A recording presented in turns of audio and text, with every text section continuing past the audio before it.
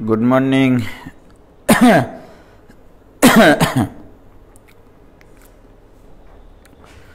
Alaikum salam. Alaikum salam. Jarin Tasnim Faria Rahman Ani Mushfiqur Rahim Mushfiqa Sharmin.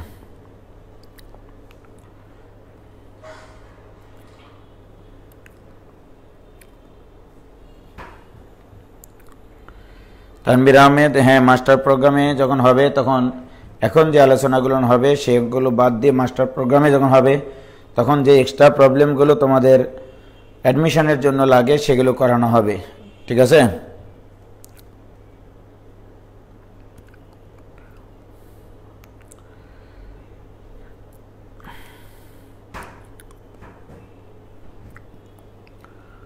এই ক্লাসগুলো বাদ দিয়ে যেগুলো লাগবে এক্সট্রা সেগুলো করানো হবে। তবে এই ক্লাসে অনেক কিছু কভার হয়ে যাবে। 21, 22, 23 সবার জন্যই লাগবে। আসলে 23টা এখন না করলেও হবে, 21, 22-এর এই ক্লাস করা খুব জরুরি।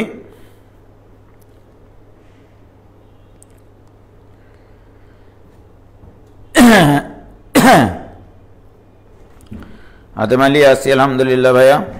গলার অবস্থা ভালো না, কেবলই ক্লাস করে আসলাম অফলাইনে। স্নিগ্ধা কর্মকার, ভেরি গুড। সম্পদ মণ্ডল আছি, আলহামদুলিল্লাহ। তো আমরা শুরু করব আজকে করাবো লামির উপপাদ্য, বল ত্রিভুজ সূত্র, বল ত্রিভুজের বিপরীত সূত্র।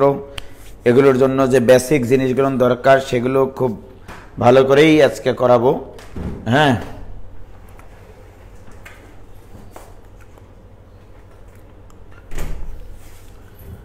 তো লামির উপপাদ্য নিয়ে কথা বলি আগে। লামির উপপাদ্য হচ্ছে এরকম যে একটা সমতল, এটা মনে করে একটা বোর্ড, এই বোর্ডটা একটা সমতল। এই সমতলের কোন একটা বিন্দুতে প্রত্যেকটা কথা মাথায় রাখবা, একটা বিন্দুতে ভিন্ন ভিন্ন ক্রিয়ারেখা বরাবর ক্রিয়াশীল, ভিন্ন ভিন্ন ক্রিয়ারেখা বরাবর ক্রিয়াশীল তিনটা বল পি, কিউ এবং আর। তাহলে লামির উপপাদ্যর বিষয়গুলো তোমাকে বুঝতে হবে যে উনি বলে গেছিলেন, আসলে সবার আগে উনি জন্মগ্রহণ করেছিলেন বলে আমাদের আগে, তারও আগে অনেকে অনেক কিছুই করে গেছেন। তো উনি যেটা প্রতিষ্ঠা করে গেছেন সেটা হচ্ছে একতলীয় তিনটা বল বা একটা সমতলের উপরে তিনটা বল যদি ক্রিয়া করে একটা বিন্দুতে এবং ভিন্ন ভিন্ন ক্রিয়ারেখা বরাবর, তাহলে কি হতে হবে?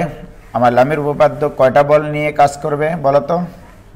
3টি বল নিয়ে কাজ করতে হবে। 3টি বল নিয়ে কাজ করতে হবে সবসময়। একতলীয় হতে হবে বা সমতলীয় হতে হবে। সমতলীয় 3টা বল হতে হবে এবং একটা বিন্দুতে ক্রিয়া করতে হবে। এই বিষয়গুলো খুবই ইম্পর্টেন্ট। একটি বিন্দুতে ক্রিয়াশীল হতে হবে এবং ভিন্ন ভিন্ন ক্রিয়ারেখা বরাবর ক্রিয়াশীল হতে হবে। ভিন্ন ভিন্ন ক্রিয়ারেখা বরাবর, ভিন্ন ভিন্ন ক্রিয়ারেখা বরাবর ক্রিয়াশীল হতে হবে এবং ভারসাম্য সৃষ্টি করতে হবে। ভারসাম্য অর্থাৎ স্থির থাকতে হবে, ভারসাম্য বা স্থির থাকতে হবে। লামি এই কটা কথা বলে গেছেন যে 3টা বল নিয়ে কাজ করতে হবে, সেটা একতলীয় হতে হবে বা সমতলীয় হতে হবে, অর্থাৎ একটা তলের উপর অবস্থান করবে। একটা বিন্দুতে ক্রিয়াশীল হতে হবে, অর্থাৎ বলগুলোর ক্রিয়াবিন্দু হতে হবে একটা। ভিন্ন ভিন্ন ক্রিয়ারেখা বরাবর ক্রিয়াশীল হতে হবে, ভারসাম্য সৃষ্টি করতে হবে। এইটুকু লামির কথা, রাইট? পরবর্তীতে মানুষজন বা লামি গণিতের অন্যান্য শাখা প্রশাখার জিনিসপত্র ব্যবহার করে উনি তখন এই থিওরিটা যখন ডিরাইভ করেন বা এটা বিবৃতি দেওয়ার পরে যখন উনি চিন্তা করেন যে ঠিক আছে, একতলীয় 3টা বল, আর বল তো ভেক্টর রাশি, তাহলে বল কি? ভেক্টর রাশি, রাইট? কারণ আমরা জানি এফ সমান সমান এম এ, এম মানে তো ভর, আর এ হচ্ছে ত্বরণ। ত্বরণ তো হচ্ছে তোমার ভেক্টর রাশি। তাহলে আমি যদি বলি যে এই পি বলের ভেক্টর হচ্ছে পি ভেক্টর, কিউ বলের ভেক্টর হচ্ছে কিউ ভেক্টর, আর আর বলের ভেক্টর হচ্ছে আর ভেক্টর। তাহলে পি ভেক্টরের মান পি, কিউ ভেক্টরের মান কিউ, আর আর ভেক্টরের মান আর। তাহলে আমরা এখানে বলতে পারি একটা বিন্দুতে পি কিউ আর মানের তিনটা ভেক্টর একতলীয় বা সমতলীয় এবং ভিন্ন ভিন্ন ক্রিয়ারেখা বরাবর ক্রিয়াশীল। আমরা জানি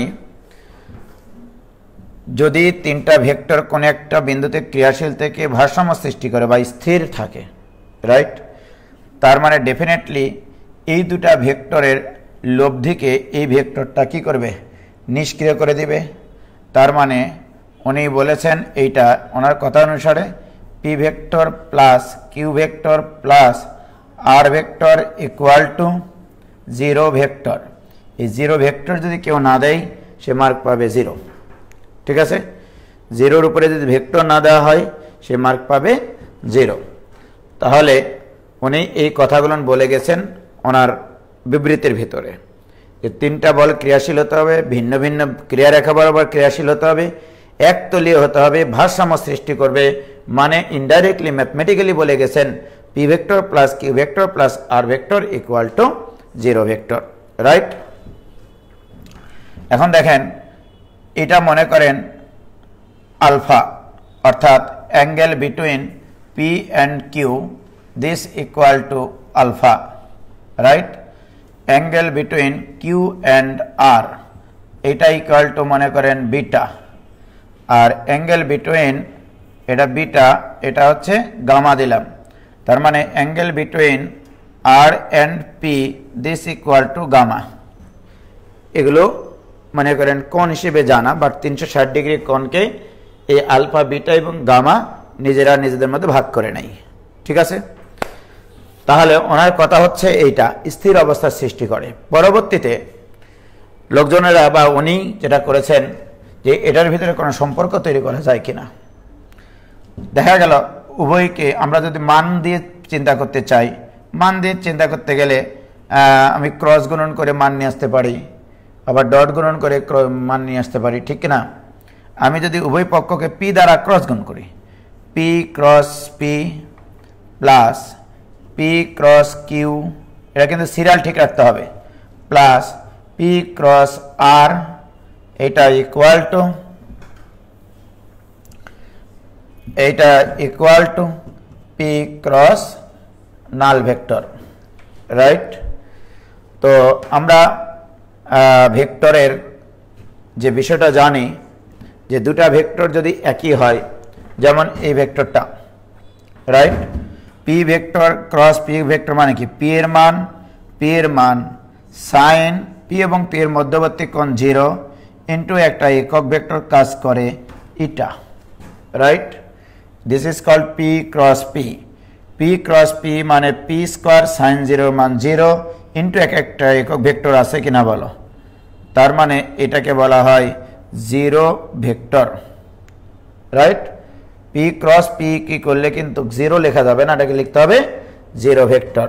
তাহলে বা zero vector plus P cross Q, এটা থাক, পরবর্তীতে এটাকে দেখছি, প্লাস পি ক্রস আর, এটা ইকুয়াল টু কোন ভেক্টরকে নাল ভেক্টরের ক্রস গুণ করলে সেটা জিরো ভেক্টর হয়, রাইট।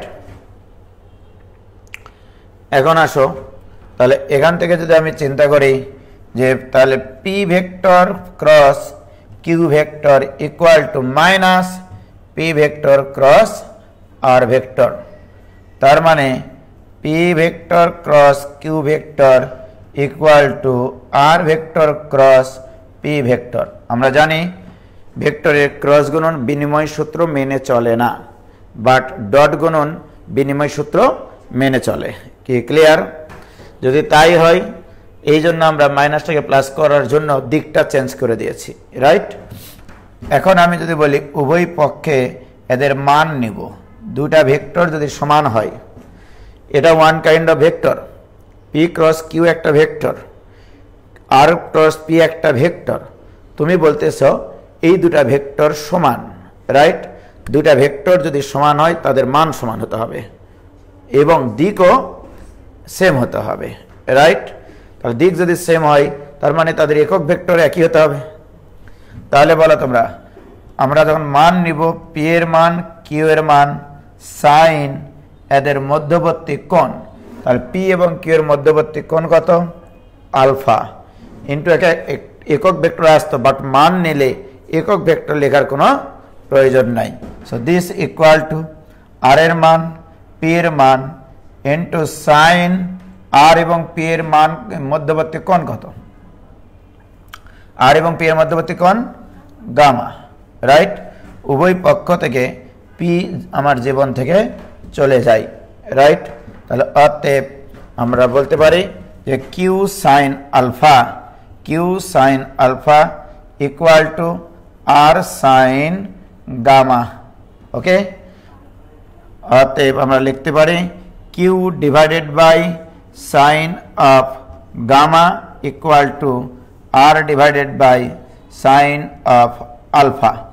এটাকে একটু সুন্দর করে লিখি, Q divided by sine of what is gamma? Gamma হচ্ছে আর এবং পি এর মধ্যবর্তী কোণ, angle between R and P equal to R divided by sine of angle between, বলো তো আলফা মানে কি? পি অ্যান্ড কিউ এর মধ্যবর্তী কোণ, ঠিক আছে? তাহলে আমি যখন পি দ্বারা ক্রস গুণন করলাম, তখন আমি সম্পর্ক পাইছি কিন্তু কিউ এবং আর এর মধ্যে, যখন আমি পি দ্বারা ক্রস গুণন করেছি।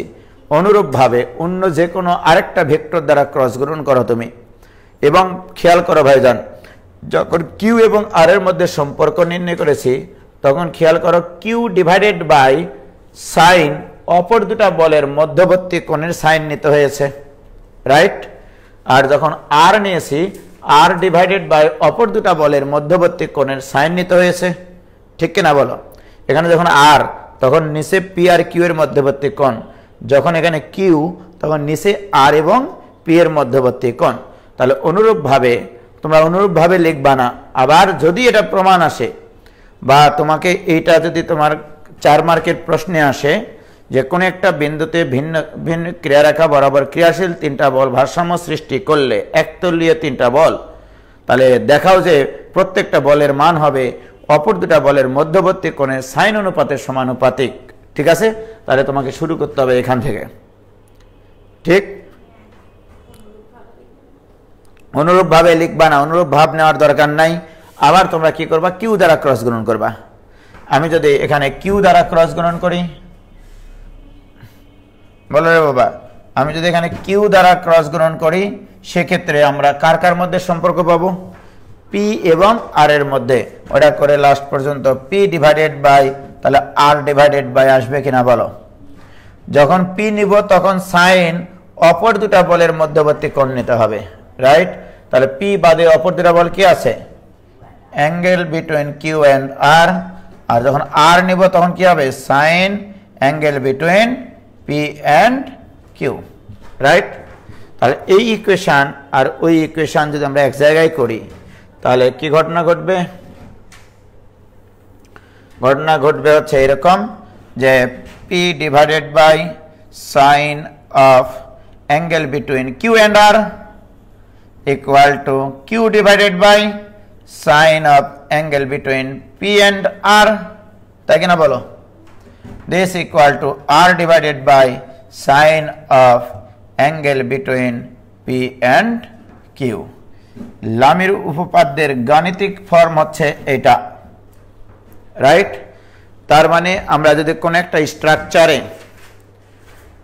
একতলীয় 3টা বল দেখতে পাই, ভিন্ন ভিন্ন ক্রিয়ারেখা বরাবর 3টা বল দেখতে পাই, যদি ভারসাম্য সৃষ্টি করে এবং বলগুলোর মধ্যবর্তী কোণ যদি জানার কোনো উপায় থাকে, তাহলে সেই উদ্দীপকের সেই প্রবলেমগুলো সলভ করার সময় আমরা এই কাজটা করব যে প্রত্যেকটা বলের মান হবে অপর দুটা বলের মধ্যবর্তী কোণের সাইন অনুপাতের সমানুপাতিক। কেন সমানুপাতিক বলছি? আমরা এটা ইকুয়াল টু যদি একটা কে বিবেচনা করি, একটা ধ্রুব সংখ্যা বিবেচনা করি, তাহলে পি ইকুয়াল টু হবে K into sine of angle between Q and R, right? অর্থাৎ পি বলটা হবে ওই অপর দুটা বলের মধ্যবর্তী কোণের সাইন অনুপাতের সমানুপাতিক। কি ক্লিয়ার? বলো বাবা, ক্লিয়ার হলো কিনা? ফার্স্ট লেকচার এখানে আছে, এই শর্ট সিলেবাসের ভিতরে ফার্স্ট লেকচার নেওয়া আছে।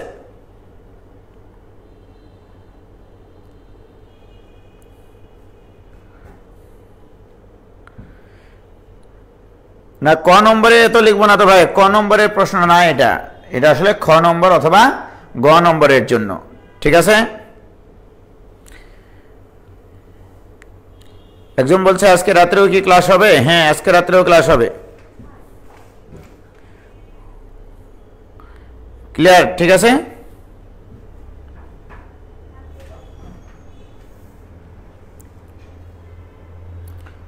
হ্যাঁ, সলিউশনটা আজকে আমি কিছু অঙ্ক করিয়ে নিই, তারপরে সলিউশনটা নিয়ে নিও। আজকে বেশ কিছু প্রবলেম করাবো, খুব ভালো ভালো এবং খুবই কনসেপচুয়াল, ঠিক আছে? তো ভেরি গুড। তাহলে আমরা লামির উপপাদ্য কোথায় প্রয়োগ করবো বলো তো? সমতলে যদি আমরা তিনটা বল দেখতে পাই, একটা বিন্দুতে ক্রিয়াশীল দেখতে পাই, ভিন্ন ভিন্ন ক্রিয়ারেখা বরাবর দেখতে পাই, ভারসাম্য যদি সৃষ্টি করে, ঠিক আছে? এবার আসুন,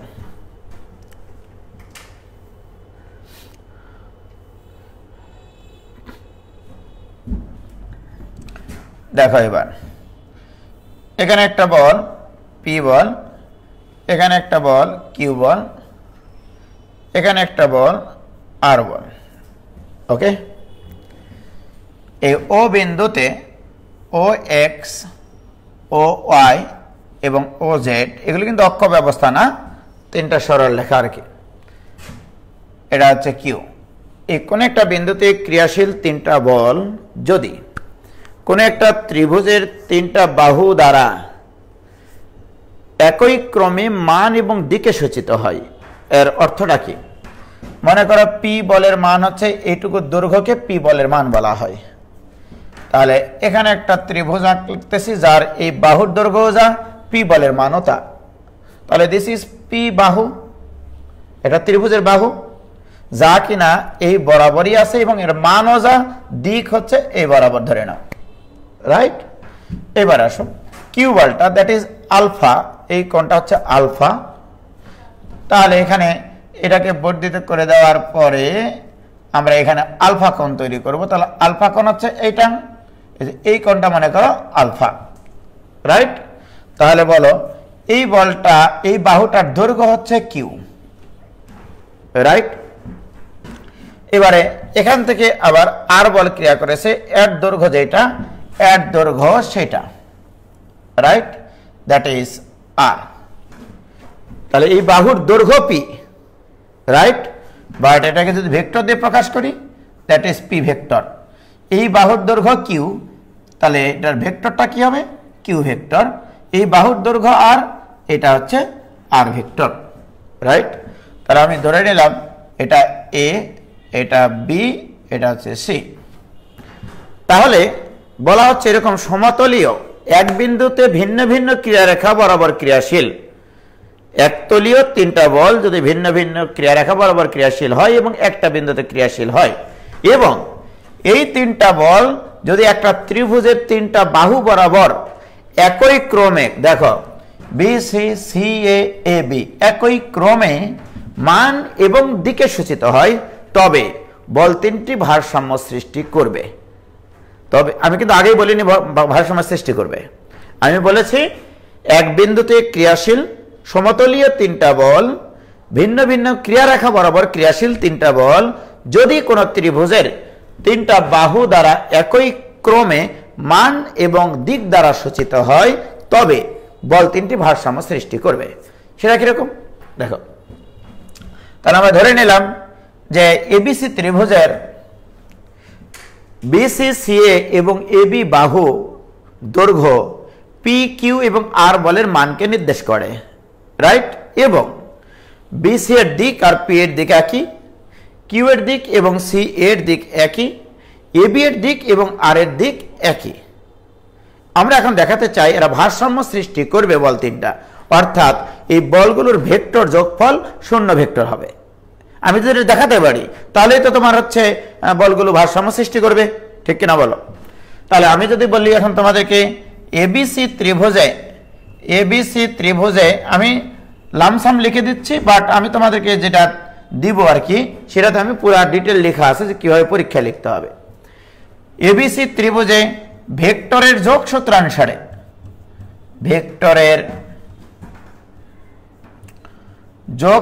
অনুসারে তোমরাই বলো বাবা, এই যোগসূত্র অনুসারে ভেক্টরের যোগসূত্র ছিল কোন একটা ভেক্টরের শীর্ষবিন্দুতে আরেকটা ভেক্টরের যদি পাদবিন্দু মিলিত হয় তাহলে লব্ধি হবে প্রথম ভেক্টরের পাদবিন্দু থেকে শেষ ভেক্টরের শীর্ষবিন্দু পর্যন্ত। তাহলে বলো তো বাবা, এই বিসি এর শীর্ষবিন্দুতে সি এর পাদবিন্দু মিলিত হয়েছে কিনা?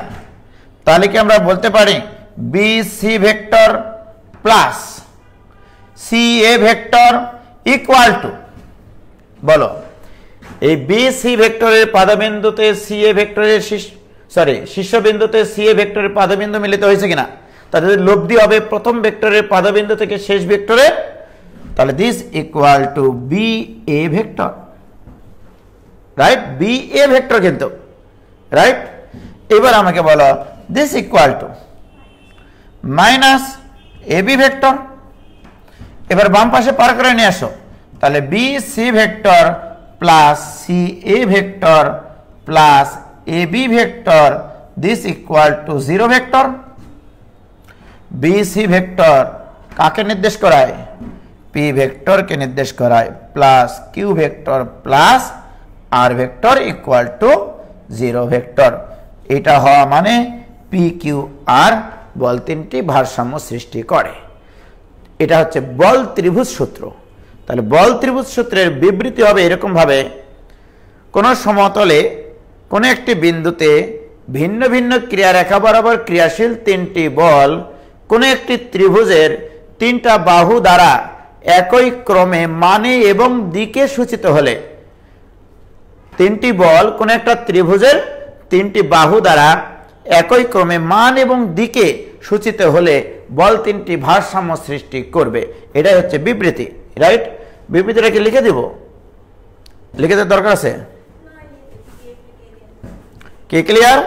তাহলে কোন একটা বিন্দুতে এইভাবে লিখতে হবে, সমতলে কোন একটি বিন্দুতে ভিন্ন ভিন্ন ক্রিয়ারেখা বরাবর ক্রিয়াশীল তিনটি বল কোন একটি ত্রিভুজের তিনটি বাহু দ্বারা একই ক্রমে মান এবং দিকে সূচিত হলে তবে বল তিনটি ভারসাম্য সৃষ্টি করবে।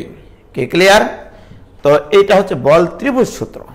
ওকে, এবার আসো এর বিপরীতটা কি। আসলে বিপরীতটা হচ্ছে এরকম যে এখানে একটা ত্রিভুজ আছে,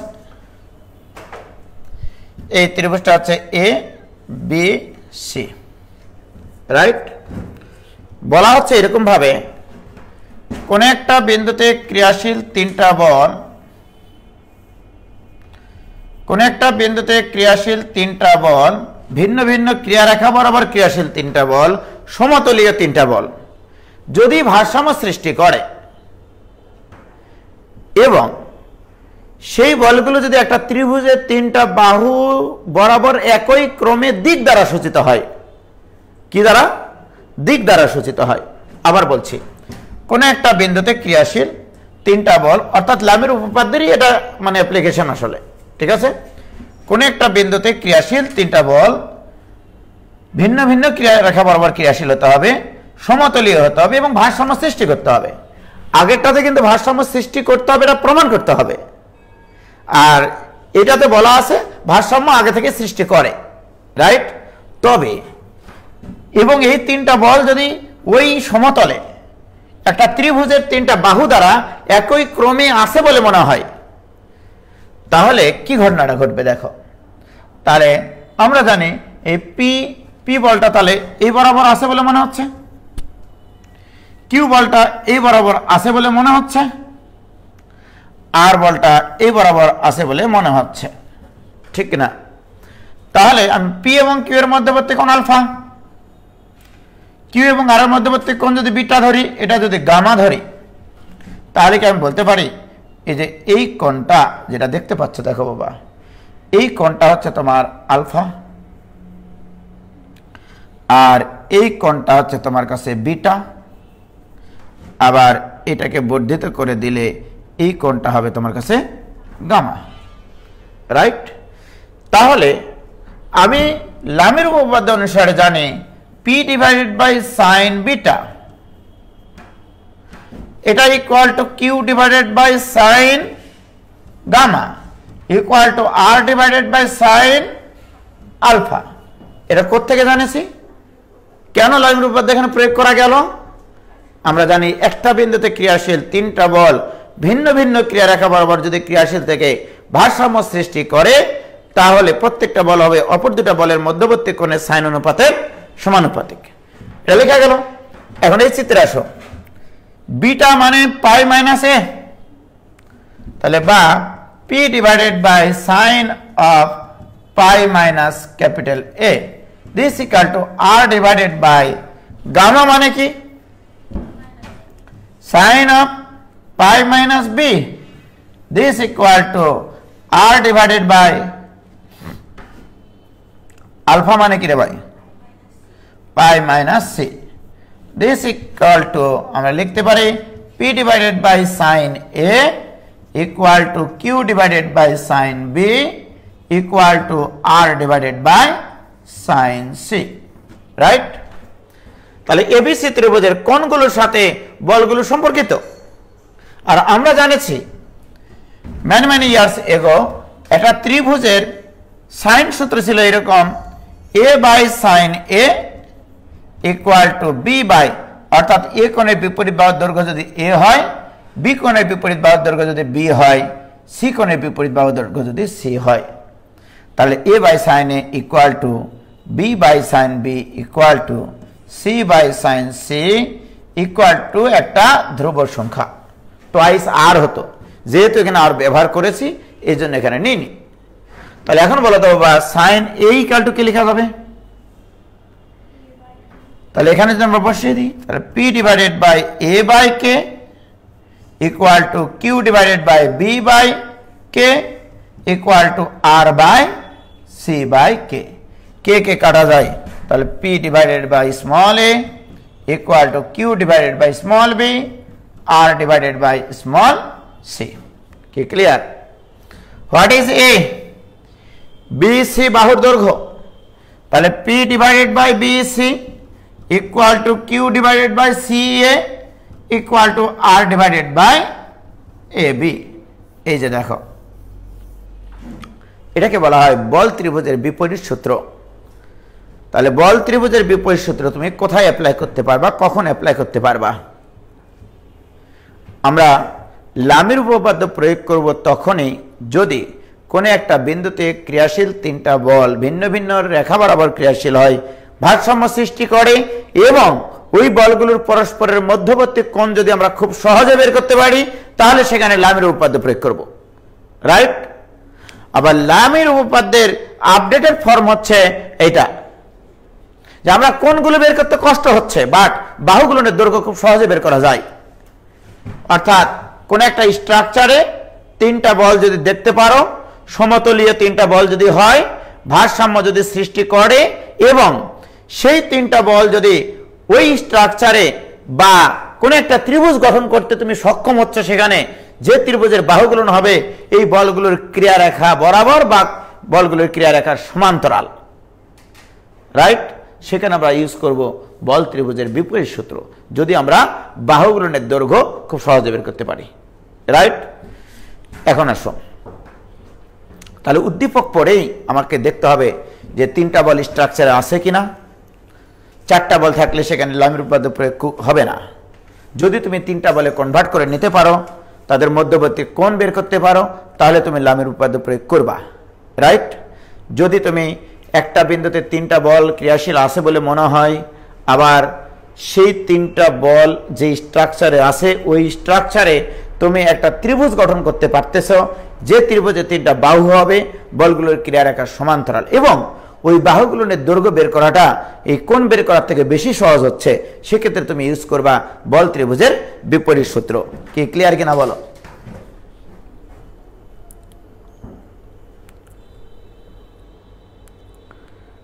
এ বাবা ক্লিয়ার?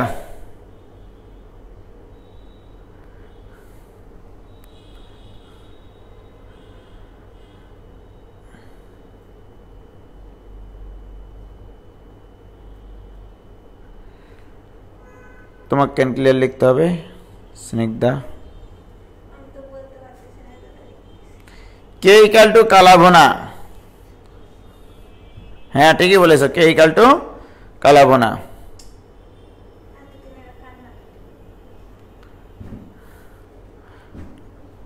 ক্লিয়ার? ওকে, এবার আসো আসল জায়গাতে চলে যাই। আমরা কিছু জিনিসপত্র আমার প্রয়োজন আছে, সেগুলো একটু বলে নিই। সেটা হচ্ছে যে যদি কখনো কোনো একটা বস্তুকে একটা তলের উপরে রাখা হয়, ওই বস্তুটার ওজন ওই তলকে একটা ধাক্কা দেয়, রাইট? তল কি করবে? নিউটনের গতির মানে তৃতীয় সূত্র অনুসারে সমান এবং বিপরীতমুখী একটা ফোর্স অ্যাপ্লাই করবে, রাইট? তো ঘটনা হলো, মনে করো এখানে একটা মেঝে আছে, এখানে একটা দেয়াল আছে। এগুলো কিছু জিনিস আগেই বলে রাখি আমি তোমাদেরকে, ঠিক আছে? তো একটা লেডার বা একটা মই এখানে রাখে, বা একটা দ্বন্দ্বটা ভালো হলো না, যাই হোক, এই দ্বন্দ্বটা জাস্ট ঠেস দিয়ে রাখেছ। মনে রাখতে হবে কোন একটা লেডারকে বা একটা দ্বন্দ্বকে যখন একটা মেঝের উপরে এভাবে রেখে দেওয়া হয়, তখন এই বস্তুটা মনে করতে হবে যে একটা বিন্দু এটাকে আঘাত করতেছে, রাইট? একটা বিন্দু মানে একটা বিন্দু বৃত্ত, একটা বিন্দু বৃত্তের মতো যদি একটা বস্তু একটা তলের উপরে রাখা হয়, তাহলে ওই বস্তুটার ওজন ওই তলকে আঘাত করবে, ওই তল প্রতিক্রিয়া বল দেবে, রাইট? প্রতিক্রিয়া বলটা হবে যে সারফেস, যে তল, যে জিনিসটা তোমাকে আঘাত করতেছে সেই সারফেসের উপরে লম্ব। তাহলে বিন্দু বৃত্তের উপরে লম্ব মানে এই বরাবর, অর্থাৎ এই তল এর উপরে প্রতিক্রিয়া বল দেবে এই বরাবর, রাইট?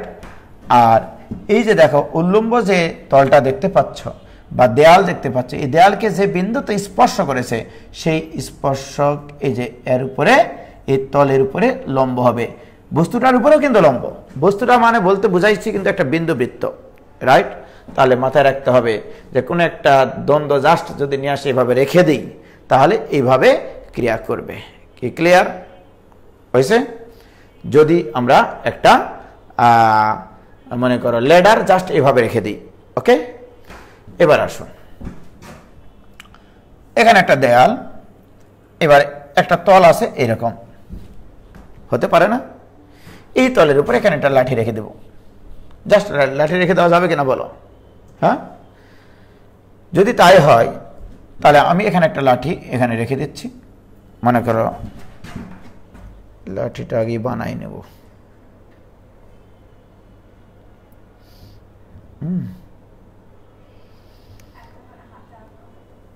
আঁকা হতো, কিন্তু আমি একটু অন্যভাবে আঁকবো, তো এই জন্য এই লাইন দিয়ে একটু মোটা করে একটা ইয়ে আঁকবো। আর এটা হচ্ছে কালারফুল, না হলুদ দেবো না, এটা সবুজ দেব, দিয়ে মনে করো এই হচ্ছে একটা লাঠি,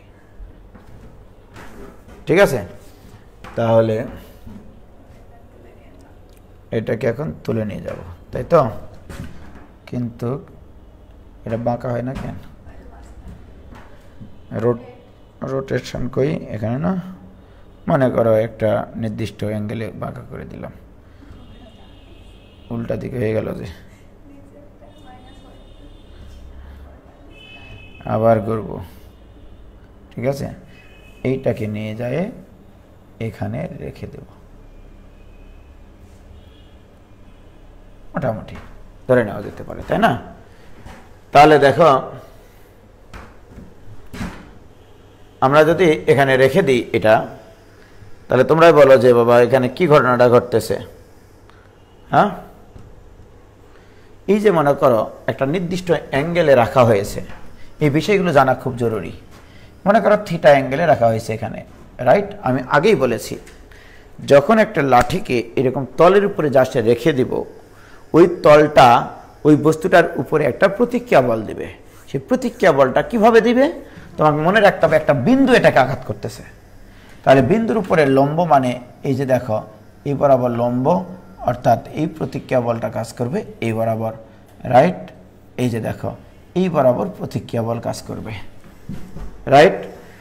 আর এখানে কি করবে, এই যে দেখো এটার উপরে লম্ব, তাহলে এটার উপর লম্ব মানে এটা যদি 90 ডিগ্রি হয়, এটা যদি 90 ডিগ্রি হয়, তাহলে এর প্রতিক্রিয়া বল এখানে কাজ করবে, রাইট?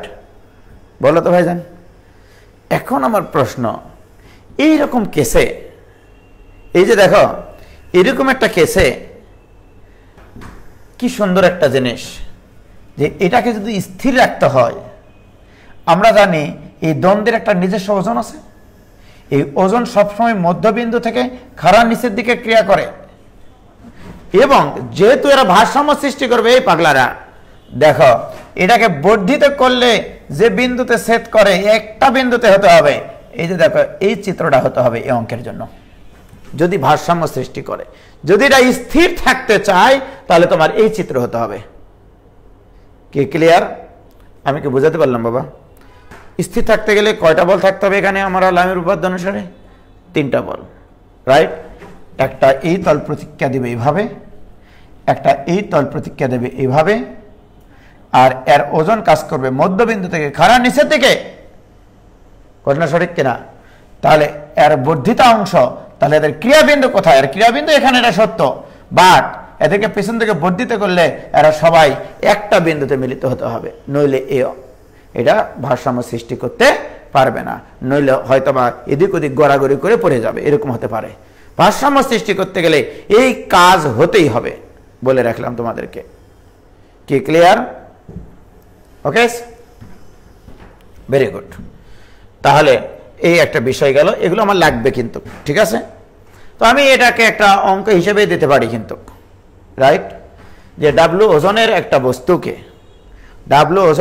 বস্তুকে একটা দেয়ালের সাথে থিটা কোণে আনত একটা তলের উপর রেখে দেওয়া হয়েছে। এক প্রান্ত দেয়ালে, আরেক প্রান্ত এই যে আনত তলের উপরে রাখা আছে, রাইট? কার সাথে কোণ উৎপন্ন করেছে? দেয়ালের সাথে কোণ উৎপন্ন করেছে, রাইট? এই অবস্থায় আমি বললাম যে এই দ্বন্দ্বটা অনুভূমিকের সাথে আলফা কোণ উৎপন্ন করে, অনুভূমিকের সাথে আলফা কোণ উৎপন্ন করে, দিস ইজ আলফা। এইবারে তোমাকে যদি বলে এরকম একটা অঙ্ক তোমাদের বইয়ে সম্ভবত আছে, আমি জানি না, যে আলফা এবং থিটার মধ্যে সম্পর্কটা কেমন হবে, আলফা এবং থিটার মধ্যে সম্পর্কটা কেমন হবে। কি ক্লিয়ার? তো যাই হোক, এই অঙ্কটা যদি আমরা করতে চাই তাহলে আমরা এটার জন্য একটা সুন্দর চিত্র আঁকতে চাই।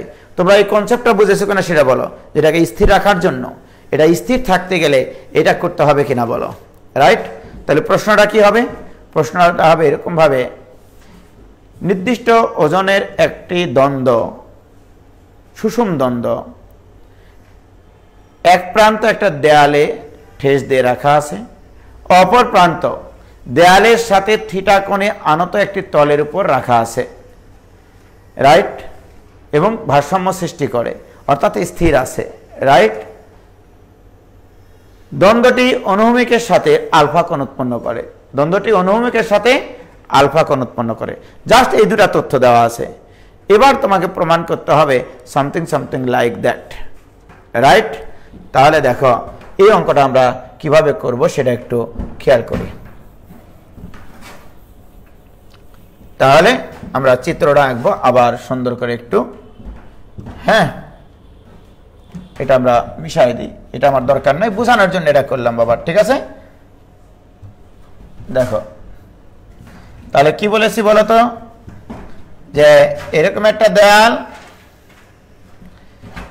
এরকম একটা দ্বন্দ্ব, সরি আনত তল, এই তলটা কি করেছে বলতো, এই দেয়ালের সাথে থিটা কোণ তৈরি করেছে, রাইট? এবার এই ফাঁসের মধ্যে, এখানে একটা ফাঁস তৈরি হয়েছে, এই ফাঁসের মধ্যে একটা দ্বন্দ্ব রাখা আছে, এটা কিন্তু দ্বন্দ্ব। এই দ্বন্দ্বের ওজন কত বলতো? ডাব্লু, যা কিনা মধ্যবিন্দু থেকে খাড়া নিচের দিকে ক্রিয়াশীল, দ্যাট ইজ ডাব্লু, রাইট। এবার আমরা কি করব বলতো? আমাদেরকে যেটা করতে হবে যে এই যে এই একটা প্রতিক্রিয়া বল দিবে, প্রতিক্রিয়া বলটা এই তলের উপরে কি হবে? লম্ব, দ্যাট ইজ আর, ধরে নিলাম, রাইট। এবার আমাকে বলতো যে এই যে যদিও বা এটা মানে আঁকানোটা ঠিক হয়নি, মানে এটাকে পেছন থেকে বর্ধিত করলে এই বিন্দুতে এই প্রতিক্রিয়াটা না গেলে তোমার কখনো স্থির থাকবে না, দ্যাট ইজ এস। ওকে, তার মানে এটাকে আরেকটু এরম ভাবে নিতে হতো, তাই না? তো যাই হোক, তাহলে কিন্তু এই কোণটা কত বলতো বাবা? এটা এই কোণটা কত হবে? 90 ডিগ্রি। এই যে এটা কিন্তু কার প্রতিক্রিয়া? এই তলের প্রতিক্রিয়া, this is 90 degree. Okay, but এই দ্বন্দ্বটা অনুভূমিকের সাথে কত কোণ উৎপন্ন করেছে? অনুভূমিকের সাথে আলফা কোণ উৎপন্ন করেছে। এটা অনুভূমিক রেখা, দ্যাট ইজ এটা আলফা, রাইট। বলো তো, এটা যদি আলফা হয় তাহলে এই কোণটা কত রে? এটাও আলফা। Very good. এখন আমার প্রশ্ন জাতির কাছে যে এগুলো অক্ষর দিয়ে দিই নাকি? এটা দিলাম এ, এটা দিলাম বি, ঠিক আছে, এটা দিলাম মনে করো, আচ্ছা এখান থেকে একটা অঙ্কন করি আমরা, এখান থেকে এর উপর একটা লম্ব টানি, এটা দিলাম মনে করো সি, এটা মনে করে দিলাম ডি, আর কি দিবা বলো? এটা দিলাম ই, এটা দিলাম মনে করো মধ্যবিন্দু এম। কার মধ্যবিন্দু? এটা এই দ্বন্দ্বের মধ্যবিন্দু। কেন এটা মধ্যবিন্দু হলো? কারণ দ্বন্দ্বের ওজন মধ্যবিন্দু থেকে খাড়া নিচের দিকে ক্রিয়াশীল। ওকে, এখন আসো বাবা, এই মুহূর্তে আমি যদি তোমাদেরকে বলি এই কোণটা 90 ডিগ্রি, এই কোণটাও তো 90 ডিগ্রি, এই যে চতুর্ভুজটা তোমরা দেখতে পাচ্ছ, রাইট, এই চতুর্ভুজের এই কোণ 90 ডিগ্রি, এই কোণ 90 ডিগ্রি, তাহলে এই কোণ আর এই কোণের যোগফল হবে 180 ডিগ্রি। কি বলো তোমরা? তাহলে 180 যদি হয় এই দুটোর যোগফল রে পাগলা, তাহলে এটা হবে পাই মাইনাস থিটা, এটা হবে পাই মাইনাস থিটা, আর এই কোণটা কত হবে? This is theta. K clear? তাহলে এই বিন্দুতে ভারসাম্য সৃষ্টি করে।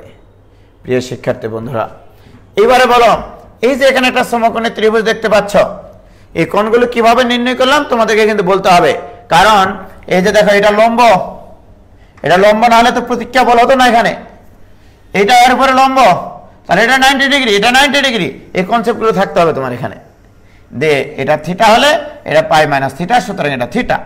তাহলে বলো, বিইসি সমকোণী ত্রিভুজে, বিইসি ত্রিভুজে সত্যি করে বলবা tan থিটা ইকুয়াল টু কি হবে? tan থিটা ইকুয়াল টু লম্ব বাই ভূমি, ঠিক না? তার মানে বিসি ডিভাইডেড বাই কত? সিই, লম্ব বাই ভূমি, রাইট। প্রিয় শিক্ষার্থী বন্ধুরা, এবারে বলো, এই বাকিরা দেখো কত কিছু এখানে কাজে লাগে। এই গোটা ত্রিভুজটা এবিসি ত্রিভুজের এই বাহু আর এই বাহু সমান্তরাল কিনা?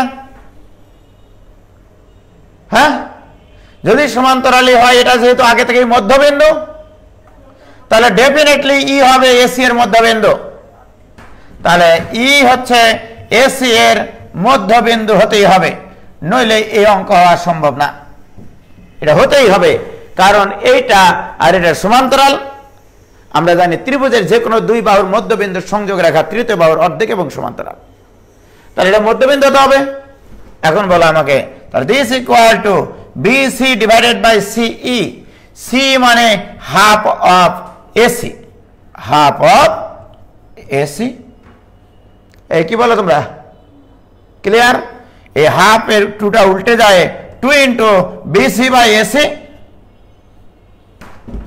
বলো, বিসি হচ্ছে এইটুকু, এসি হচ্ছে এইটুকু, তাহলে এই সমকোণী ত্রিভুজের লম্ব বাই ভূমি equal to tan alpha to tan alpha. অতএব tan theta equal to 2 tan alpha। কে ক্লিয়ার? এই অঙ্কটা প্রমাণ করতে বলে এই জিনিসই। অঙ্ক পড়ে মাথা ডাইরেক্ট হয়ে যাবে, কিছুই না ভাই, একবার খুবই সহজ জিনিস। কয়েকটা জিনিস মাথায় রাখতে হবে শুধু। তলের উপরে কোনো বস্তু যদি রাখা হয়, তল ওই বস্তুর উপরে লম্ব বরাবর হচ্ছে তোমার প্রতিক্রিয়া বল দিবে। মনে রাখবা, তলের উপরে বস্তু রাখা মানে বিন্দু বৃত্ত রাখা, তার বিন্দু বৃত্তের উপরে প্রতিক্রিয়া মানে বিন্দু বৃত্তের উপর লম্ব, তার মানে তার ব্যাসার্ধ বরাবর, অর্থাৎ ওখানে স্পর্শ করে, স্পর্শকের উপর লম্ব মানে ওর উপর জাস্ট ওই সরলরেখার উপরে লম্ব রেখা হবে। কি ক্লিয়ার?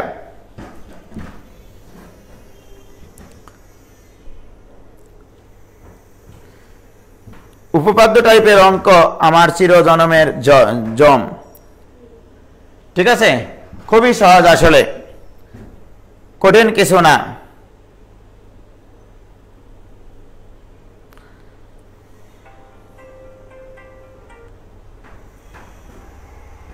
ওকে,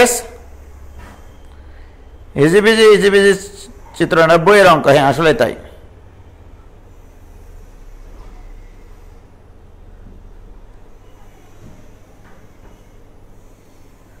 কি clear? Okay, very good.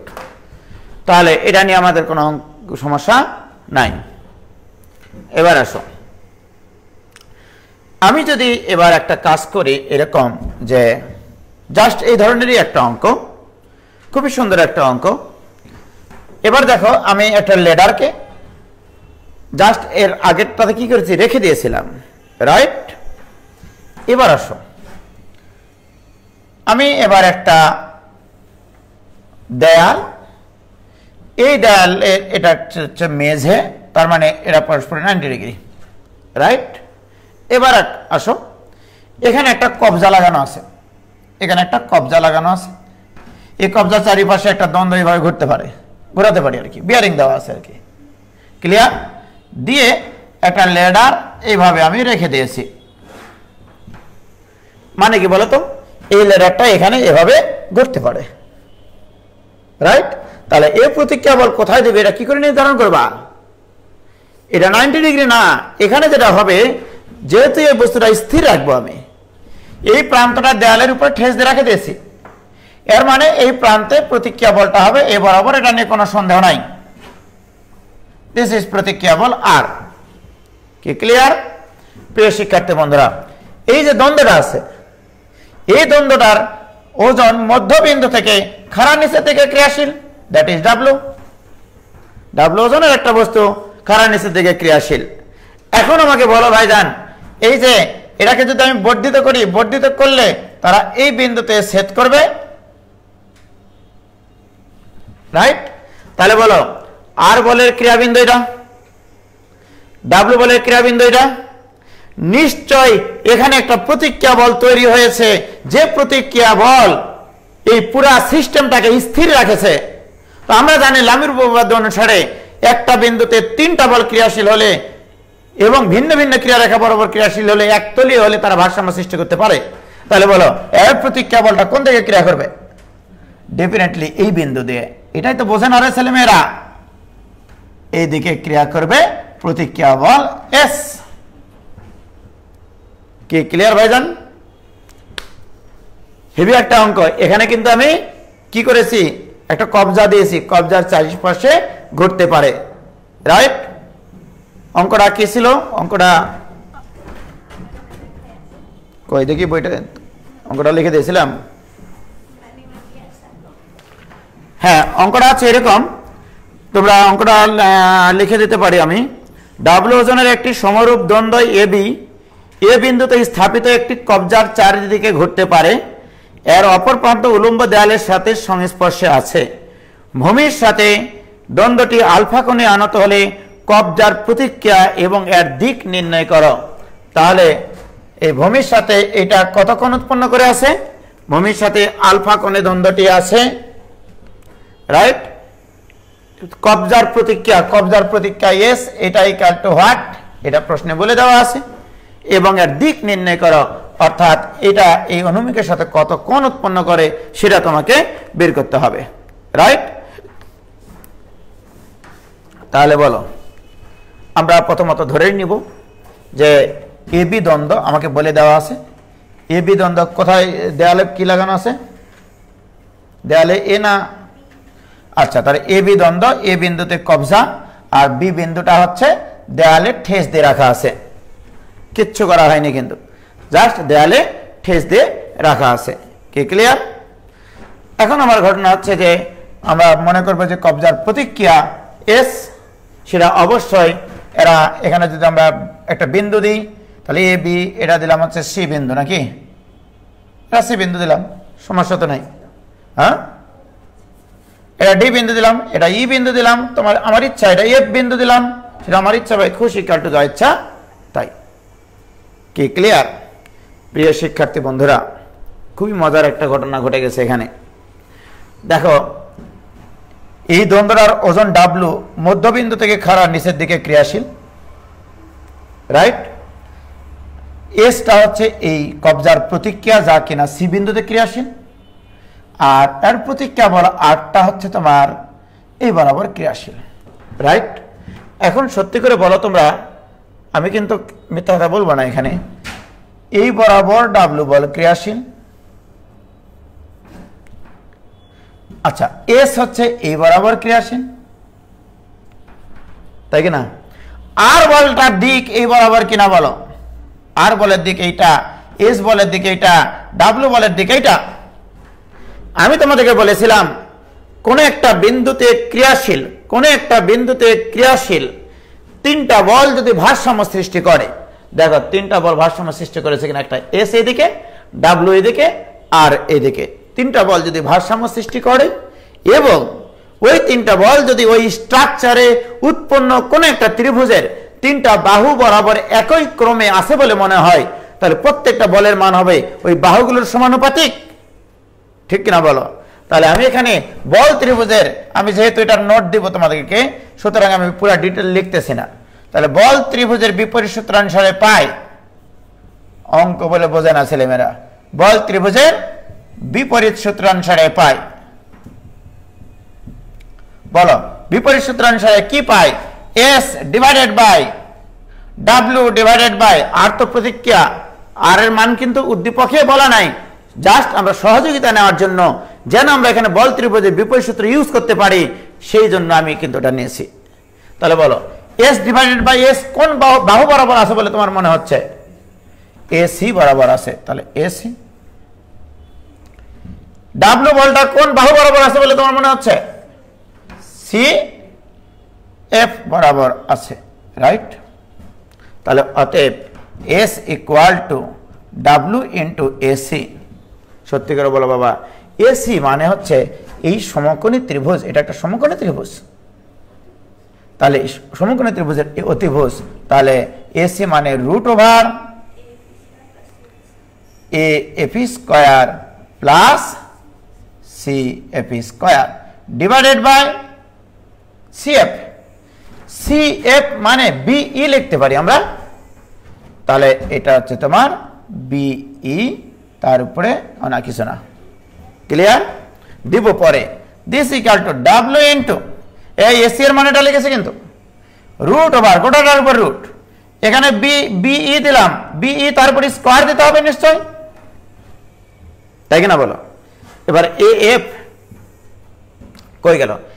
A F, এ পাগলেরা, এই সরল লেখাটা, এই সরল লেখার সমান্তরাল, এটা যদি মধ্যবিন্দু হয় ডেফিনেটলি এটা হবে মধ্যবিন্দু, তাহলে এ এফ মানে হাফ অফ এই, তাই কিনা? ওটা পরে লিখতেছি আমরা, তাহলে এটা হচ্ছে A AP square plus C AP square রেখে দিলাম, এর নিচে এটা লেখা যাবে।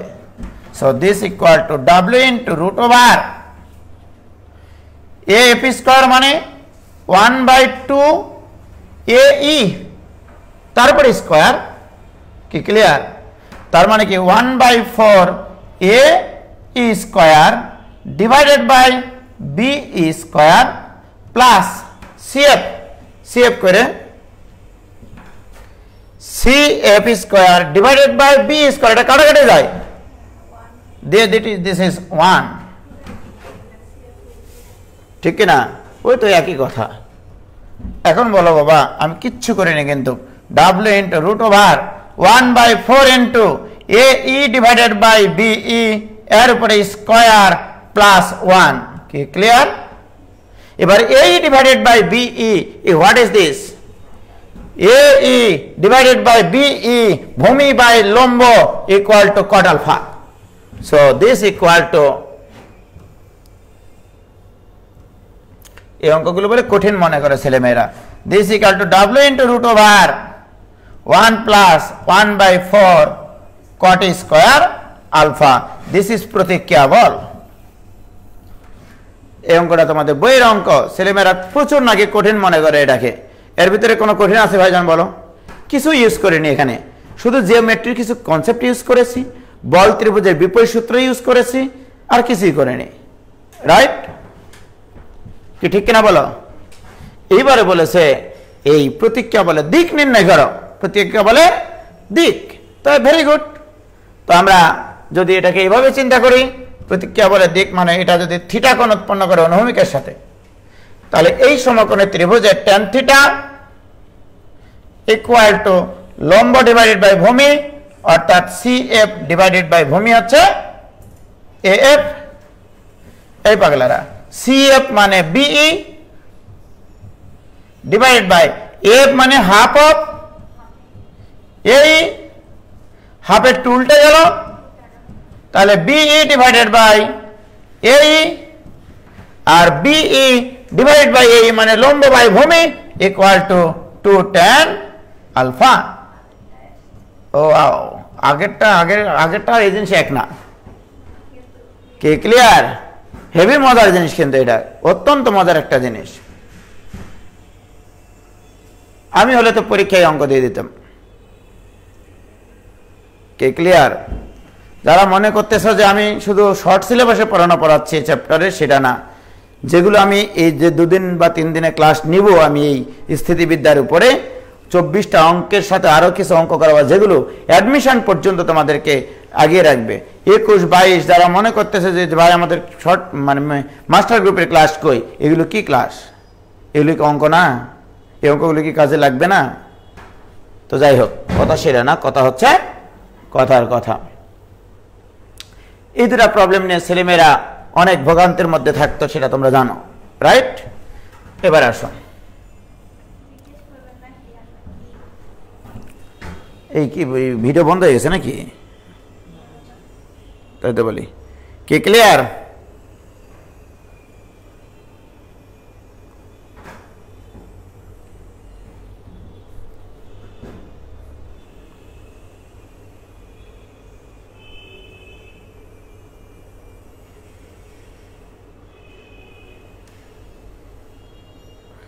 মামাতো আজাদ শর্ট সিলেবাস গ্রুপে যে চ্যাপ্টারগুলো করানো হচ্ছে, এগুলো কি আগে না করে থাকলেও বোঝা যাবে? 100% বোঝা যাবে। আর কয়টা চ্যাপ্টার করানো হবে? সব কটা চ্যাপ্টারই ক্লাস নেব। 8টা চ্যাপ্টারই আমি বলেছি সাজেশন ভিত্তিক ক্লাস নেব। আগে যে চ্যাপ্টারগুলো করানো হয়েছে সেগুলো কি আবার করাবেন স্যার? হ্যাঁ, আবার করাবো সাজেশন অনুযায়ী। সাজেশন দিচ্ছি তোমাদের প্রত্যেকটা চ্যাপ্টারে, সেই সাজেশন অনুযায়ী করানো হবে। ওকে, ভেরি গুড। কি বলছে?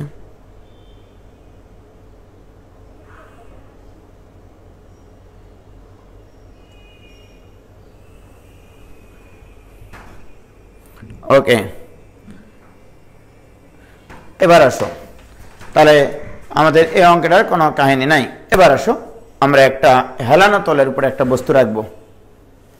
হেলানো তলের উপরে একটা বস্তু রাখবো, এবং সেই বস্তুটা ডেফিনেটলি কি বিন্দু বস্তু মনে করতে হবে তোমাকে।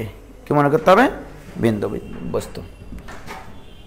এই যে একটা হেলানো তল, এই তলটা হচ্ছে, এটা অনুভূমিক রেখা, আর এটা হচ্ছে হেলানো তল। এই তলের উপরে, এই তলটা হচ্ছে আলফা কোণে হেলানো তল।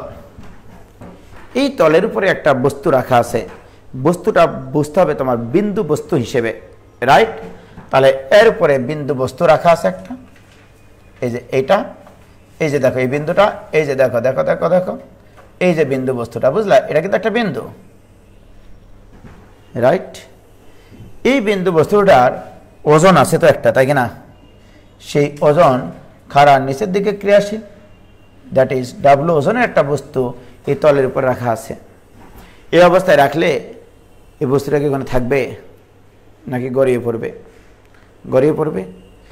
এই বস্তুটাকে স্থির রাখার জন্য তোমাদের বইয়ে দুইটা কথা বলা আছে এবং প্রশ্নটা পড়ে তোমাকে বুঝতে হবে। আলফা কোণে হেলানো তলের উপরে ডাব্লু ওজনের একটি বস্তুকে যথাক্রমে পি এবং কিউ মানের যথাক্রমে ভূমির সমান্তরালে কিউ বলের সাহায্যে স্থির রাখা যায়। একে একে, একবারে না, এটাকে মাথায় নাও। একে একে, একে একে আর একবারে দুটা ভিন্ন কথা, রাইট? তোমাকে যদি বলা হয় যে পি এবং কিউ তলের দৈর্ঘ্য বরাবর পি বলের সাহায্যে ভূমির সমান্তরালে কিউ বলের সাহায্যে এটাকে স্থির রাখা হয়েছে, এই চিত্র এটা, এটা মানে কি এই বিন্দুতে পি বল ক্রিয়াশীল, কিউ বল ক্রিয়াশীল, এবং তোমাকে না বলা কিছু কথা বুঝে নিতে হবে।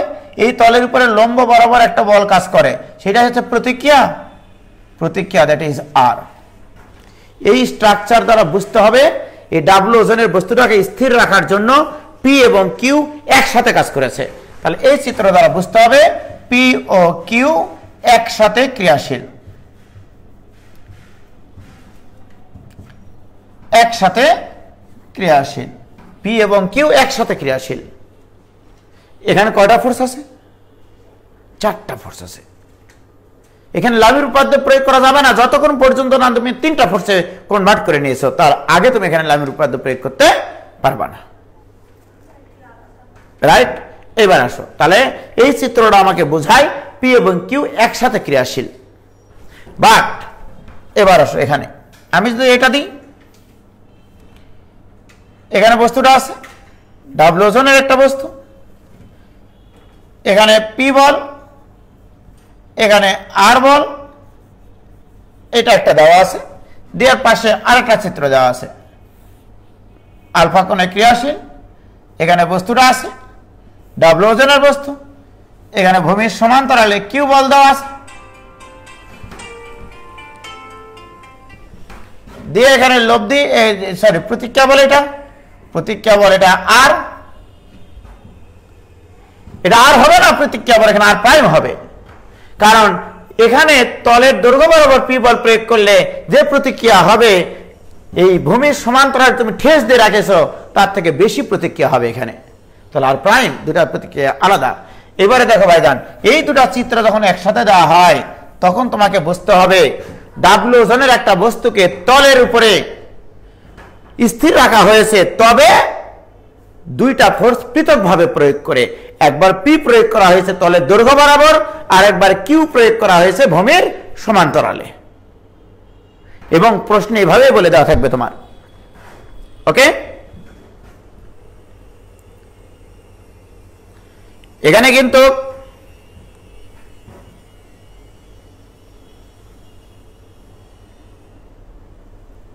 কমেন্ট পড়লে কি হয় তা জানতে চাও আমি।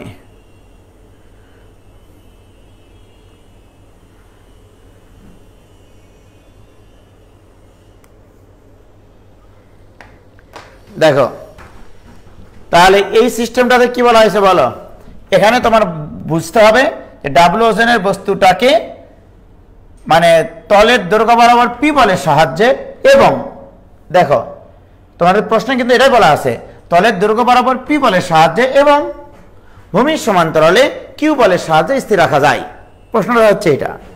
আর এই প্রশ্নটা যদি দিত তাহলে তোমাকে বলতো যে ডাব্লু ওজনের একটা বস্তুকে আলফা কোণে হেলানো তলের উপরে রেখে তলের দৈর্ঘ্য এবং ভূমির সমান্তরালে পি এবং কিউ বলের সাহায্যে স্থির রাখা হয়। তাহলে দুটা ভিন্ন কথা। তাহলে আমাদের এইটার প্রয়োজন নাই, প্রয়োজন আছে এইটা। এই প্রশ্নটা খুবই ইম্পর্টেন্ট। এবার রাজশাহী বোর্ড মোটামুটি 2021-এ আসতে পারে,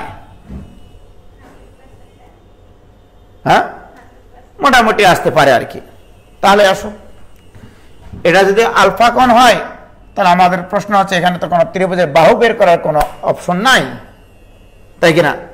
অপশন কোনো প্রকার দৈর্ঘ্য টর্ঘ্য নাই, সুতরাং এখানে লামের উপপাদ্যই তোমাকে প্রয়োগ করতে হবে। তাহলে এই কোণগুলো আমাকে, বলগুলোর মধ্যবর্তী কোণ তোমাকে ব্যস্ত হলে জানতে হবে। কিভাবে জানবা? দেখো, এটা তো আলফা, তাহলে এখানে একটা কাল্পনিক সরলরেখা টেনে নিয়ে আমরা যেন কোণটা খুব সহজে বের করা যায়। তাহলে এটাও আলফা, তাহলে এই কোণটা হবে তোমার 90 ডিগ্রি প্লাস আলফা, এই কোণটা হবে 90 ডিগ্রি, এই কোণটা হবে তোমার 180 প্লাস আলফা, তাহলে এটা হবে 180 মাইনাস আলফা, কারণ 360 হতে হবে, 180 মাইনাস আলফা। তাহলে এই কোণগুলো তুমি লিখে নিবা, আমি তো তোমাদেরকে পিডিএফ দিবই, সমস্যা নাই।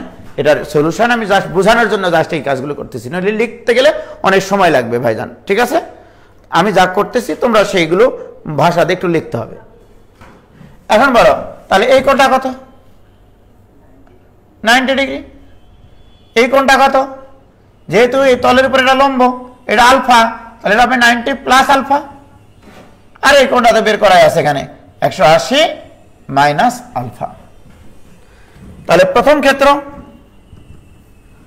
ক্ষেত্রে এখানে স্থির অবস্থা সৃষ্টি করে। তাহলে আমরা মামির সাথে কথা বললে প্রত্যেকটা বল হবে অপোজিট কোণের সাইন অনুপাতের সমানুপাতিক। তাহলে পি বল ডিভাইডেড বাই তার অপোজিট কোণের সাইন অনুপাতের সমানুপাতিক, sine of 180 minus alpha. This equal to Q divided, Q বলছে আর ডিভাইডেড বাই আর এর অপোজিট কোণ কত রে? Sine of 90 degree plus alpha. এটা equal to W divided by W opposite কোণ কত রে? Sine 90 degree. কোনো কথা হবে না, বাহ।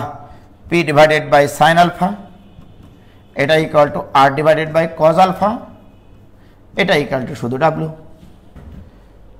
তাহলে এখান থেকে আমরা বলতে পারি যে অতএব P equal to W sine alpha, এটা একটা equation, R equal to W cos alpha.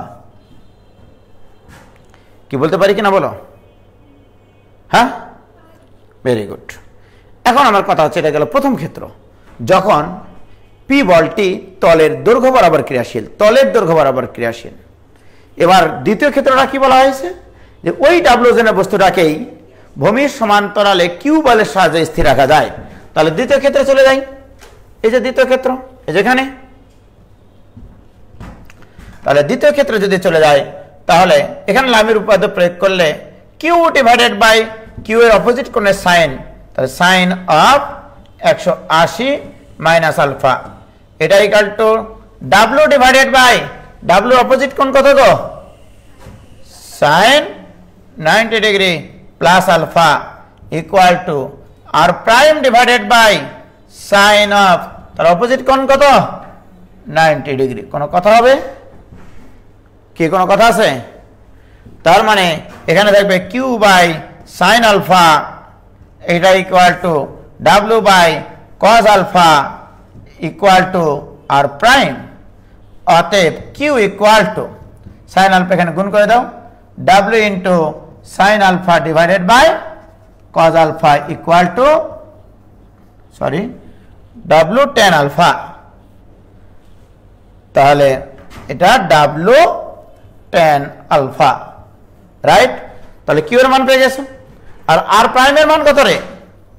R prime equal to W by cos alpha. রেখে দাও এটা, কারণ কি তোমার উদ্দীপকে ডাব্লিউ আর আলফার মানই শুধু প্রদত্ত ছিল, রাইট? প্রিয় শিক্ষার্থী বন্ধুরা, দেখো তাহলে তোমরা প্রথম ক্ষেত্রে কিসের মধ্যে সম্পর্ক পাইছো বলো তো? পি এবং আর এর মধ্যে সম্পর্ক পাইছো। দ্বিতীয় ক্ষেত্রে কিউ এবং আর প্রাইমের মধ্যে সম্পর্ক পাইছো, রাইট? তোমাদের বইয়ে প্রমাণ আছে কয়েকটা। একটা প্রমাণ আছে, প্রমাণ করে যে 1/p² minus 1/q² equal to 1/w²। This equal to তাহলে p² মানে 1/w² sine square alpha minus q মানে 1/w² tan square alpha. 1/w² common নিলে cosec square alpha minus cot square alpha, এটা মানে 1। This equal to 1/w²। এখান থেকে w এর মানও চাই অনেক সময় ভাইজান, অনেক সময় এখান থেকে w এর মান বের করতে বলে। কি ক্লিয়ার? তাহলে এখান থেকে w এর মান বের করা যাবে, এটা প্রমাণ করা যাবে। এবার বলবে প্রতিক্রিয়া বলদের গুণফল ইকুয়াল টু w² হয়। এই জিনিসগুলো এমসিকিউ এর জন্য তোমাকে মনেও রাখতে হবে। তাহলে দেখো আর এটা আর প্রাইম এটা, অতএব R into R prime equal to W cos alpha into W by cos alpha মানে ডাব্লু স্কোয়ার। এই জিনিসটা মাথায় রাখো ভাইজান। আনত তলের উপরে একটা বল যদি তলের দৈর্ঘ্য বরাবর ক্রিয়াশীল হয়, আরেকটা বল যদি ভূমির সমান্তরালে ক্রিয়াশীল হয়, এই ক্ষেত্রে উৎপন্ন প্রতিক্রিয়া বল দুটো যদি আর আর প্রাইম হয়, সেই দুটো প্রতিক্রিয়া বলের গুণফল হয় যে বস্তুটার ওজন ঝোলানো হয় তার বর্গের সমান। আমি এমসিকিউ দিতে পারি না? বলো, আমি দিলাম তোমাকে 50 কেজি ওয়েটের একটি বস্তু আলফা কোণে। আলফা কোনো দরকার নাই, এখানে কি কোণের উপর নির্ভরশীল? তার নির্দিষ্ট কোণে আনত একটা তলের উপরে রাখা হয়েছে। বস্তুটাকে স্থির রাখার জন্য তলের দৈর্ঘ্য বরাবর একটা বল প্রয়োগ করা আছে। ভূমির সমান্তরালে আরেকটা বলের সাহায্যে সেটাকে স্থির রাখা যায়।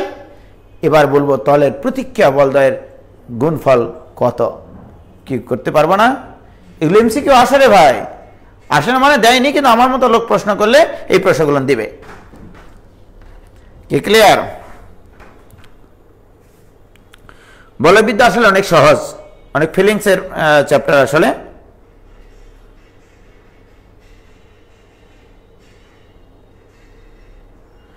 মাসুদ রানা বলছে যে আগেরটা দিলে তো ভাই লামির মামির কাছে যাওয়া যাবে না, তাহলে আমরা কি করব? অবশ্যই আমি তোমাদেরকে শিখাচ্ছি, এটা দেখো। কিন্তু আপনি তো প্রশ্ন দেবেন না। কে বলেছে প্রশ্ন দেবেন? অবশ্যই দেব। ফারিয়া তানহা, সালেক বিন হোসেন আলিফ, কলেজ নাই তোমার? কলেজ না করে ক্লাস করতেছো এখানে? হ্যাঁ, কিসের এক্সাম আছে? দেখো, যে কেসটার কথা বলতেছে আমাদের ভাইয়েরা আমার, সেই কেসটা তোমরা এভাবে চিন্তা করবা। এটা একটা হেলানো তল, এই তলের উপরে এরকম একটা বস্তু আছে, বস্তুটার ওজন ডাব্লু, এদিকে হচ্ছে কিউ বল, এদিকে হচ্ছে তোমার পি বল, আর এখানে প্রতিক্রিয়া বল আর। রাইট? আমি সাধারণত এগুলোকে প্লাস থিওরি দিয়ে করাই, এটা সবাই জানে। ঠিক আছে? প্লাস থিওরি মানে হচ্ছে যে বিন্দুতে বলগুলো ক্রিয়াশীল সেখানে একটা প্লাস চিহ্ন তৈরি করি আমি, তাই না ইফাত? এ দেখো, এখানে একটা প্লাস চিহ্ন তৈরি করব। এই প্লাস চিহ্ন তৈরি করলে এই প্লাস বরাবর বাদ দিয়ে যে বলগুলো দেখতে পাচ্ছ সেই বলগুলো উপাংশ নেওয়া যায়। রাইট? এখন উপাংশ কোন কোন বরাবর নেওয়া যায় এটা আবার একটা বিষয় আছে। রাইট? যার উপরে লম্ব টানা যায় সেই বরাবর উপাংশ নেওয়া যায়, সহজ কথা। যার উপর লম্ব টানা যায় তার সে বরাবর উপাংশ নেওয়া যায়। এই যে দেখো, এই দেখো, আমি যদি এই বলে একটা উপাংশ, এই যে এইটার উপরে লম্ব টানা যায় কিনা, অথবা আমি এইটা বলি যে দিক বরাবর, যে দিকের সাথে সূক্ষ্ম কোণ তৈরি করে সে বরাবর উপাংশ নেবা। ঠিক আছে? তাহলে তোমরা বলো এটা যদি আলফা হয়, হ্যাঁ, তাহলে বলো এই কোণটা তাহলে 90 ডিগ্রি মাইনাস আলফা, মানে এই কোণটা 90 ডিগ্রি মাইনাস আলফা। ঠিক না? আচ্ছা, আর এটা কত? আলফা। এটা তো পি বল ছিল। এখন এই বলের এই বরাবর উপাংশ হবে তোমার Q cos alpha, Q cos alpha. কি রাইট? এই বরাবর মানে কিউ বলটা এর সাথে কত ডিগ্রি কোণ উৎপন্ন করে? আলফা। এখন দেখো এই রেখার উপরে এটা লম্ব কিনা?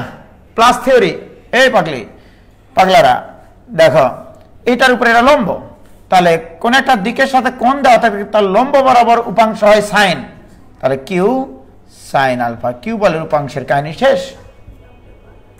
তাহলে কিউ বলটা আমরা মিশাই ফেললাম যেহেতু তাদেরকে উপাংশে বিভক্ত করে নিয়েছি। এবার আসো ডাব্লু। ডাব্লু বলটা এই বলের সাথেও সূক্ষ্মকোণ তৈরি করে, এই রেখার সাথেও সূক্ষ্মকোণ তৈরি করে।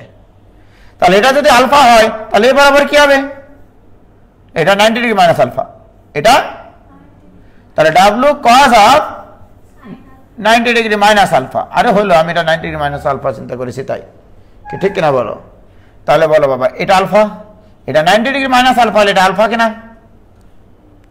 তাহলে এই বলের এই রেখার সাথে যে উপাংশ, এই রেখাটার সাথে আলফা কোণ উৎপন্ন করে, তাহলে এখানে আরেকটা উপাংশ ডাব্লু কজ আলফা।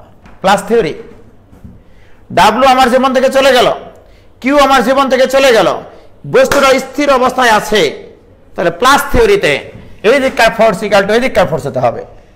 তার মানে P plus Q cos alpha equal to W sine alpha. এটা একটা ইকুয়েশন। 2 নম্বর ইকুয়েশন তৈরি হবে এই দিককার ফোর্স ইকুয়াল টু এই দিককার ফোর্স, অর্থাৎ আর ইকুয়াল টু হবে Q sine alpha plus W cos alpha. কে ক্লিয়ার? বলো কোনো আপত্তি আছে? কোনো আপত্তি থাকার কথা না। ওকে প্রিয় শিক্ষার্থী বন্ধুরা, এই যে মনে করো কত মজার মজার জিনিসগুলো এখানে তোমরা লক্ষ্য করতেছো কি, যে কি সুন্দর জিনিস। এই ইকুয়েশনগুলো দিয়েই তোমার এমসিকিউ আসে, ঠিক আছে? যে এই অবস্থায় থাকলে নিম্নের কোণটি সঠিক, নিম্নের কোণটি সঠিক, জাস্ট কিছুই না, উপাংশ বের করে প্লাস থিওরি করে তোমাকে বলবে নিম্নের কোণটি সঠিক। তাহলে এখানে প্রশ্নটা আসতে পারে এরকম ভাবে, ডাব্লুজনের একটা বস্তু আলফা কোণে আনত একটা তলের উপরে সুস্থিত অবস্থায় আছে। ওকে, তলের দৈর্ঘ্য এবং ভূমির সমান্তরালে যথাক্রমে পি এবং কিউ মানের দুটি বল ক্রিয়াশীল থেকে ভারসাম্য সৃষ্টি করে এবং তলের প্রতিক্রিয়া বল আর হলে নিম্নের কোণটি সঠিক। নিম্নের কোণটি সঠিক। অ্যান্সার এটাও বটে, অ্যান্সার এটাও বটে। কি ক্লিয়ার? বলো কোনো আপত্তি আছে? এখন যদি তুমি এখান থেকে কজ আলফা এবং সাইন আলফাকে ভ্যানিশ করতে চাও, সেটাও করা সম্ভব। কি সম্ভব না? আমি একটা ইকুয়েশন তৈরি করব, এটাকে পাশে পার করে নিয়ে যায়, যে P equal to W sine alpha minus Q cos alpha. হ্যাঁ, এটাকে ডাব্লু দ্বারা গুণ করে, এটাকে কিউ দ্বারা গুণ করে ভ্যানিশ করব আমি, যোগ করে। কজ আলফাকে ভ্যানিশ করতে পারবো কিনা? সেক্ষেত্রে আমি সাইন আলফার মান পাবো। সাইন আলফাকে ভ্যানিশ করে আমি কজ আলফার মান পাবো। কি বলো তোমরা? সাইন আলফা আর কজ আলফা পাইলে আমি আলফাকে ভ্যানিশ করে দিতে পারবো। কি পারবো কিনা বলো? এই ক্ষমতা আছে কিনা? হ্যাঁ, মেলা ইকুয়েশন তৈরি করা যায় এখান থেকে, কিন্তু মূল থিমটা শুধু তোমাকে মাথায় রাখতে হবে যে আসলে এখানে কি ঘটছে। তারপরে ইকুয়েশনগুলো তো তোমার মানে ম্যাথমেটিক্স, যোগ বিয়োগ গুণ ভাগ। নেপোলিয়ন বলেছিলেন তোমরা আমাকে যোগ বিয়োগ শিখাই দাও, আমি তোমাদেরকে অঙ্ক শেখাবো। ঠিক আছে, নেপোলিয়নের ভাষা এটা। উনি বলেছিলেন যে তোমরা একটা শিক্ষিত মা দিলে আমি শিক্ষিত জাতি উপহার দেব, আর আমি বলি তোমরা যদি আমাকে যোগ বিয়োগ করে দাও আমি তোমাদেরকে অঙ্ক শেখাইতে পারবো। এটাই তো কথা। কি এর বাইরে কি কোনো কথা আছে? তাহলে বলো ভাইজান, তাহলে যখনই আমরা একাধিক বল পাই সেখানে প্লাস থিওরিতে কাজ করবে আমাদের। ঠিক আছে, যেমন আমি যদি এরকম কাহিনী দিই একটা, হ্যাঁ কার কঠিন লাগলো রে? কই দেখি কার কঠিন লাগলো, কোন হতভাগা?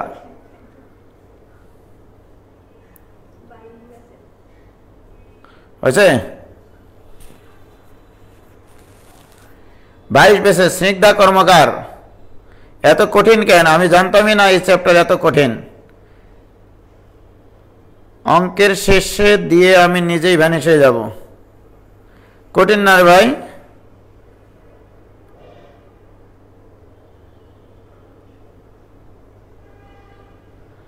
কি ক্লিয়ার? কোথায় কঠিন বলো?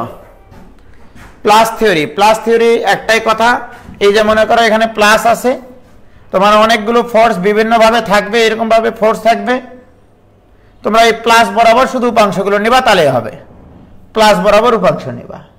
এটা যদি আলফা হয়, এখানে যদি F1 বল হয়, তাহলে এই বরাবর F1 কজ আলফা কাজ করবে, এই বলের উপাংশ এখানে F1 সাইন আলফা কাজ করবে।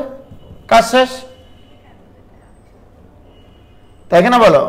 তারপরে এখানে একটা বল যদি F2 হয়, এটা যদি বিটা হয়, তাহলে এই বরাবর F2 কস বিটা, আর এ বরাবর কাজ করবে এই বলের উপাংশ F2 সাইন বিটা। এভাবে কাজ করবে, মানে যে দিকের সাথে সূক্ষ্ম কোণ তৈরি করবে সেটি দিকের সাথে তুমি উপাংশ নিবা। কি ক্লিয়ার? তো এখন এই পর্যন্তই থাক, ঠিক আছে? প্লাস থিওরিতে অনেক সহজে ম্যাথ হবে ভাই, জান, অনেক সহজ হবে বলে রাখলাম। তোমরা যদি এই তিনটা বলে লব দিয়ে বের করতে বলে তোমাকে, তুমি প্লাস থিওরিতে করো,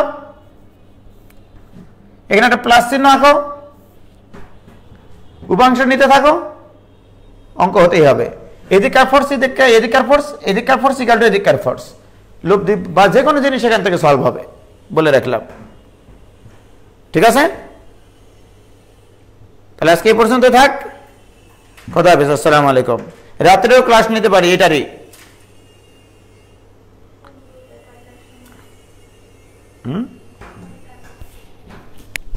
বলে দেবো।